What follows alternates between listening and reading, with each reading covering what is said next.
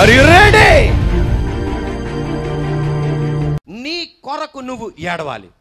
నాతో పాటు చెప్పండి, నా కొరకు నేను ఏడవాలి. Are you ready? నా కొరకు నేనేం చేయాలి? ఏడవాలి. కొంతమంది భర్తలు ఉంటారు, భార్య బిడ్డల్ని పట్టించుకుంటారు. కానీ నేనేమైపోయినా పర్వాలా, నా భార్య బిడ్డలు బాగుంటే బాగుండు, నేను ఎలాగన్నా సంపాదించను, నా భార్య బిడ్డలు బాగుంటే బాగుండు, అంతే. ప్రతి తండ్రి ఆశ అలాగే ఉండాలి, ప్రతి భర్త గారు అలాగే ఉండాలి. కానీ ఒక మాట మీరు గమనించాలి, నీ జీవితం గురించి కూడా నువ్వు పట్టించుకోవాలి. ఈ లోకముతోనే నీ జీవితం ముగింపబడదు, ఇంకొక జీవితం ఉంది. ఆ జీవితం కొరకు కూడా నువ్వు నిలబడాలి. కొంతమంది భార్యలు ఉంటారు, అమ్మలు ఉంటారు, భర్త బిడ్డల కొరకు అంతా నిలబడతారు. కానీ వాళ్ళ కొరకు వాళ్ళు పట్టించుకోరు, వాళ్ళ ఆత్మీయత కొరకు వాళ్ళు పట్టించుకోరు, వాళ్ళ ఆరోగ్యం కొరకు వాళ్ళు పట్టించుకోరు, వాళ్ళ ఆత్మీయత కొరకు పట్టించుకోరు. అలా చేయడానికి వీల్లేదు. నీ ఆత్మీయత కొరకు నువ్వు పట్టించుకోవాలి, నీ కొరకు నువ్వు పట్టించుకోవాలి. ఎందుకు తెలుసా? నువ్వు మరణిస్తే నువ్వు ఒక్కడివే వెళ్ళాలి, అంతేగాని నీ పిల్లలు నీతో రారు, నీ భార్య నీతో రాదు, నీ భర్త నీతో రాడు. ఆ యాత్ర చాలా ఇంపార్టెంట్, ఆ ప్రయాణం చాలా ప్రాముఖ్యమైంది. అదే ఎక్కడ నువ్వు నిర్ణయం తీసుకోకపోతే నరకములో అగ్ని ఆరదు, పురుగు చావదన్న చోటుకి వెళ్ళాల్సి వస్తుంది. అందువల్ల నీ కొరకు నువ్వు ఏడవాలి. భక్తిగా నిలబడాలని ఆశ ఉంది దేవా, నిలబడలేకపోతున్నా. అందుకే పౌలు అంటాడు, నేను ఇతరులకు ప్రసంగం చేసిన తర్వాత నేనే భ్రష్టుడినైపోతానేమో అని నా శరీరాన్ని నేను నలగగొట్టుకుంటున్నా. ఇంకొక మాటలో చెప్పాలంటే, ఇతరుల్ని పరలోక రాజ్యానికి నడిపించి నేను నరకానికి వెళ్ళటం కుదరదు. నా కొరకు నేను కన్నీరు కారుస్తున్నా. ఒక ఆయన్ని అడిగా, బస్సులో వెళ్తున్నాను, సార్ యేసే నమ్ముకుంటే స్వర్గం, నమ్ముకోకపోతే నరకం అన్నా. భయమంటలేసాడు నా మీద. లేచన్నాడు, నీకెందుకయ్యా, నేను ఎక్కడికి వెళ్తే నీకెందుకు, నేను నరకానికి వెళ్తా, సింగపూర్కి వెళ్తా, నీకెందుకు అన్నాడు. వారే, నేను నరకానికి వెళ్తా, సింగపూర్కి వెళ్తా, నీకెందుకు అన్నాడు. అది కాదు సార్ అన్నా. నీకెందుకయ్యా, నేను ఎక్కడికి వెళ్తా నీకెందుకు, బస్సులో ప్రయాణం చేద్దాం అంతే, ఆయన గురించి ఎతకన్నాడు. అమ్మో, ఆర్ యు రెడీ? అగ్ని ఆరదు, పురుగు చావదంటే చలిమంటేస్తారే, దాని పక్కన కూర్చోవటం కాదు, అది భయంకరం. అక్కడ ఉండకుండా ఉండడానికి నీ బిడ్డల కొరకు నువ్వు నిలబడు, నీ భార్య భర్త కొరకు నిలబడు. నువ్వు ఒక యాత్ర చేయబోతున్నావు, ఆ యాత్ర కొరకు కూడా నువ్వు సిద్ధపడాలి. Are you ready? Are you ready? Are you ready? ఏం చేయాలి మనం? నీ కొరకు నువ్వేం చేయాలి? ఏడవాలి. అందుకే బైబిల్ చెప్తుంది, నిన్ను వలే నీ పొరుగువాన్ని. ఫస్ట్ భర్త తనకు తాను ప్రేమించుకోవాలి, భర్త ప్రేమించుకోవాలి, తర్వాత భార్య బిడ్డలను ప్రేమించుకోవాలి, భార్య తనకు తాను ప్రేమించుకోవాలి, తర్వాత భార్య బిడ్డలను ప్రేమించుకోవాలి. ఎవరికి వాళ్ళు ప్రేమించుకోవాలి. నీ ముక్కును నువ్వు ప్రేమించుకోవాలి, నీ తల వెంట్రుకలు నువ్వు ప్రేమించుకోవాలి, నీ హైట్ నువ్వు ప్రేమించుకోవాలి. ఎవరికి తృప్తి ఉండదు.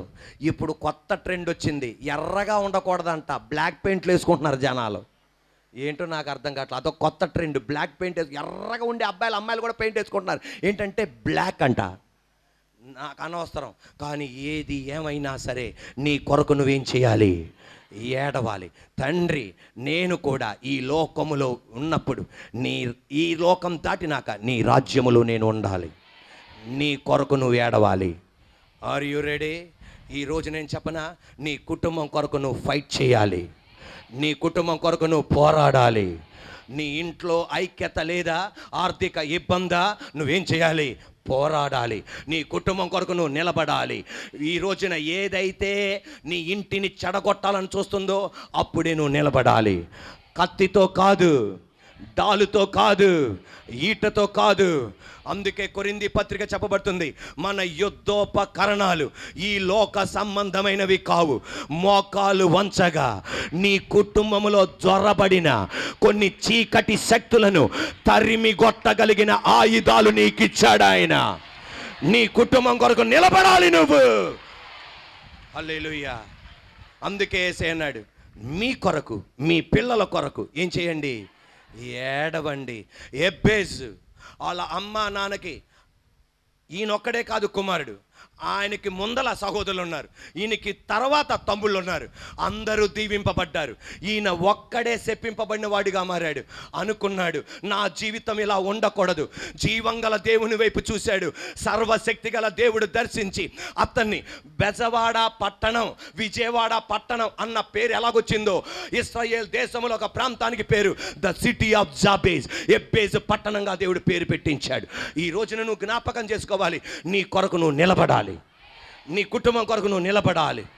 ఒక మాట మీరు గమనించండి, నువ్వు నేను కన్నీరు కారుస్తున్నామే, ఆ కన్నీళ్ళు నీ భార్యకు కూడా అర్థం కాకపోవచ్చు, నీ భర్తకు కూడా అర్థం కాకపోవచ్చు. నువ్వు ఎంతో దుఃఖంతో ఇక్కడికి వస్తావు, బయటికి ఆనందంగా కనబడుతూ దిగమింగుకుంటావు, దుఃఖం బయటికి రాకుండా. ఆ కన్నీళ్ళు కూడా ఆయనకి తెలుసు. ఒక ఆదివారం ఒక సిస్టర్ గారు వచ్చారు. వచ్చి ప్రసంగం అయిపోయినాక ప్రార్థన చేయడానికి వెళ్ళాను. ప్రార్థన చేయడానికి వెళ్ళి ఈ మాట అన్నా, అంకుల్ గారు బాగున్నారా అన్నాను. ఆ సిస్టర్ గారు పటపట పటపట పటపట పటపటమని ఏడ్చేస్తున్నారు. ఆమె చూస్తుంటే ఆ ఏడుపు నేను కంట్రోల్ చేసుకోలేకపోతున్నా. ఆమె దగ్గర ఉండలేకపోయా. ప్రార్థన చేసి స్టేజ్ మీదకి వచ్చేసా. మీకు తెలుసా, దేవుని ఆత్మ నాతో ఏమందంటే, ఆమె ప్రసంగం విన్నప్పుడు ఏడుస్తూనే ఉంది, కానీ బయట కనబడలా. కానీ నేను పలకగానే బటబట బటబటన కన్నీరు కారుస్తుంది. నేను బయట కన్నీరే చూసా, నా దేవుడు ఆమె అంతరంగంలో ఉన్న కన్నీరును కూడా చూశాడు. ఇప్పుడు ఈ మాట జాగ్రత్తగా ఆమె అనాలి, నీ కన్నీటి భాషను కూడా చదవగలిగిన ఏకైక దేవుడు ఆయన. నీ కన్నీళ్ళ భాషను కూడా చదవగలిగిన ఆయన. మన మందిరంలోనికి భార్యాభర్తలు వస్తున్నారు. ఈ భార్య పరిశుద్ధ సన్నిధిలో గర్వంగా చెప్పట్లా, చాలా భయభక్తులతో చెప్తున్నాను. ఈ భార్య చూడటానికి మిక్కిలి సౌందర్యవతి, మాట్లాడలేదు, మోగామి, రెండు చెవిటామి వినబడలేదు, మూగా చెవిటి. దేవుడు ఆమెకి మిక్కిలి సౌందర్యం ఇచ్చాడు. ఆమె చూడటానికి వివాహానికి అందరూ వచ్చేవాళ్ళు. ఆమె మోగామి చెవిటామి అని చెప్పి ఎవ్వరు పెళ్లి చేసుకునేవాళ్ళు కాదు.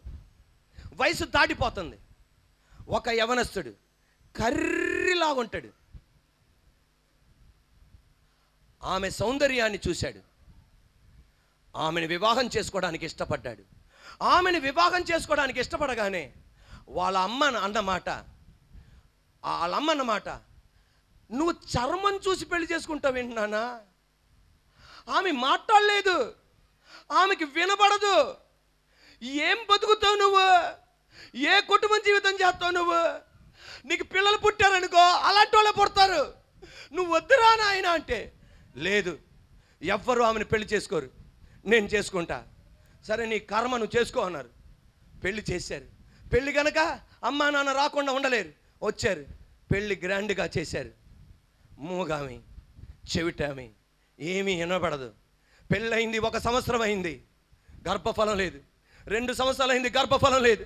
3వ సంవత్సరం అయింది, గర్భఫలం లేదు. 4వ సంవత్సరం అయింది, గర్భఫలం లేదు. 5వ సంవత్సరం అయింది, గర్భఫలం లేదు.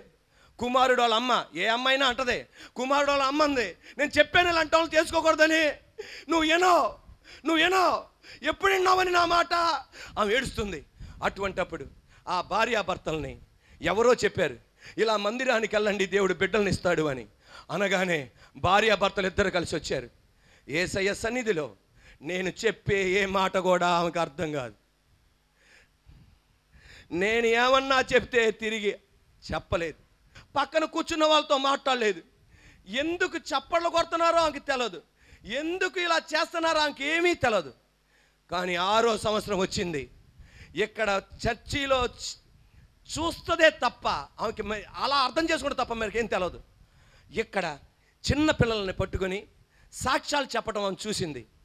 భర్త దగ్గరికి వెళ్ళి, ఇంటికి వెళ్ళి భర్తతో సైన్ లాంగ్వేజ్, సైకుల భాషలతో అడిగింది, ఏంటి అక్కడ చేసేది? చిన్న చిన్న పిల్లలు పట్టుకొని ఏం చేస్తున్నారు? చిన్న పిల్లలను పట్టుకొని ఏం చేస్తున్నారు అనగానే భర్త చెప్పాడు, వేళ్ళను చూపెట్టి 18 సంవత్సరాలు లేని వాళ్ళకి యేసయ్య పిల్లల్ని ఇచ్చాడు, 12 సంవత్సరాలు లేని వాళ్ళకి యేసయ్య పిల్లల్ని ఇచ్చాడు, 11 సంవత్సరాలు లేని వాళ్ళకి యేసయ్య పిల్లల్ని ఇచ్చాడు. ఆమె 6వ సంవత్సరం మధ్యలో మందిరానికి వచ్చి ఆమెను ఎగతాళి చేయడానికి కాదు, దేవుని సన్నిధిలో ఆమె ఎలా ప్రార్థన చేసేది తెలుసా?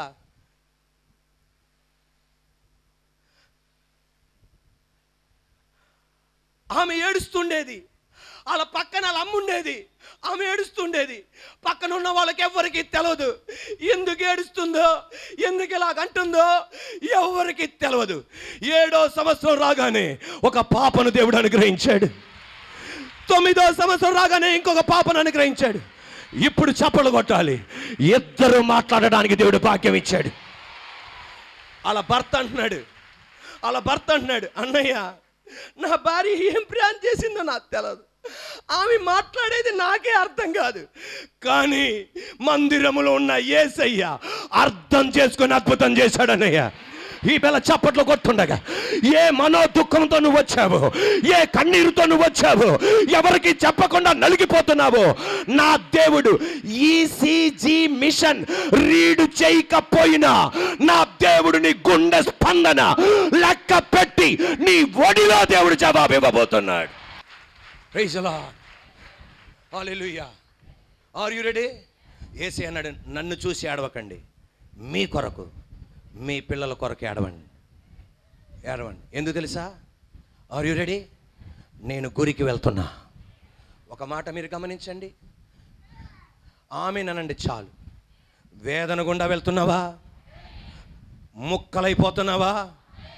ఏంట్రా నా బతుకు అనుకుంటున్నావా? నీలో ఉన్న ఆశను తీసేయకు, నీలో ఉన్న స్వప్నాన్ని తీసేయకు, నీలో ఉన్న కోరికలను తీసేయకు. డబ్బు పోవచ్చు, పలుకుబడి పోవచ్చు, నీ గుండెల్లో ఉన్న దర్శనం పోకూడదు, ఆ కళ పోకూడదు. అబ్రహాం లింకన్ ఎలక్షన్లో 7 సార్లు అపజయం పొందాడు. తన జీవితంలో 7 సార్లు తప్పాడు. ఏంటి నీ బతుకన్నాడు.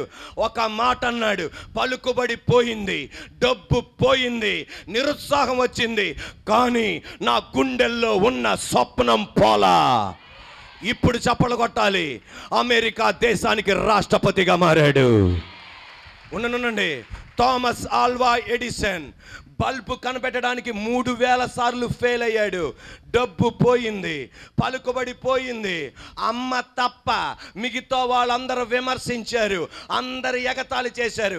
అన్నాడు, డబ్బు పోయింది, పలుకుబడి పోయింది, నింద నా మీదకి వచ్చింది, నాలో ఉన్న స్వప్నం పోలా.